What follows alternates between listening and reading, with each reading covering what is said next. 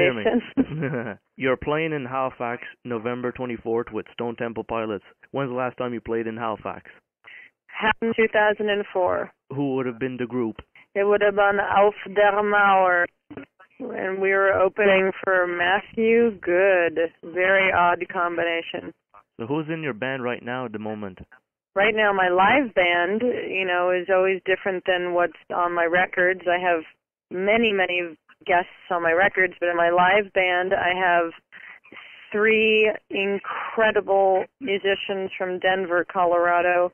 3 guys that I met years ago when their band was on the Warp Tour, even though they didn't fit into the Warp Tour, which is why when I saw them on a side stage, I became an instant fan and friends with them. And they are Adam, Joe, and Chris, and they played in a band called Vox, V-A-U-X, for years. And you can give them a toaster and the back of a pickup truck, and they will give you 100% rock power, no matter what the odds are. So it's really amazing to be with people who can give 100% no matter where, how, or when.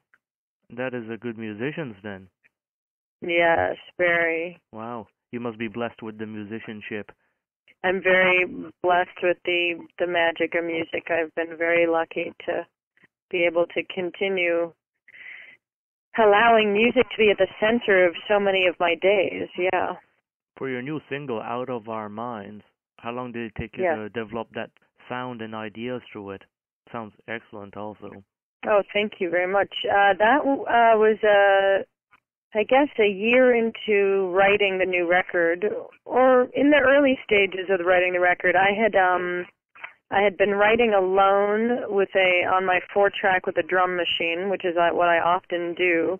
And then I usually go into the studio and then work with the drummers and to bring it up a notch. But Out of Our Minds is a very rare occasion and a very good example to set for me that it's something I wrote with a live drummer in the room. And it's Vince Nudo from Priestess, one of Montreal's best rock bands ever. Yeah. So he's on drums, and he and I wrote it together along with my co-producer, Jordan Wall, in a small studio in Pembroke, Ontario.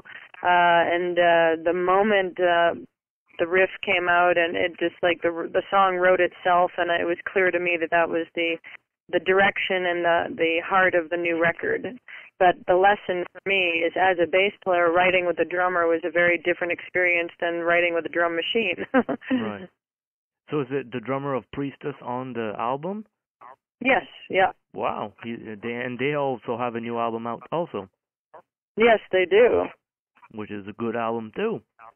Absolutely. They're one of the best bands to ever come out of Canada, I think. And they're really good. So yeah, really great live. Have you seen them live lately? Yeah, and they almost blew my ears off. I know. They're great. Really loud. How's the Stone Temple Pilots tour coming out? Well, we only had one show. Tonight is show number 2. I'll tell you after tonight. But so far, good. It's very different. When you're playing at 7:00 at night in a hockey arena. It's different. Right. It's a particular feeling, but it's great. The sound is great. The lights are good. It's an interesting opportunity to introduce the project to maybe people who would normally hear it. So it's great. Would you say the music industry's changed since the days of the Smashing Pumpkins and Hole, which you made a part of? Yes, wouldn't you?